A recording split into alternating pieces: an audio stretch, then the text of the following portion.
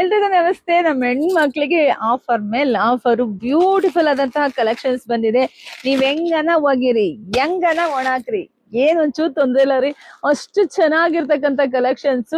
ಎಷ್ಟು ಚೆನ್ನಾಗಿದೆ ಅಂದ್ರೆ ಇಷ್ಟು ಚೆನ್ನಾಗಿದೆ. ವಾವ್, ಬ್ಯೂಟಿಫುಲ್ ಆದಂತ ಕಲೆಕ್ಷನ್ಸ್.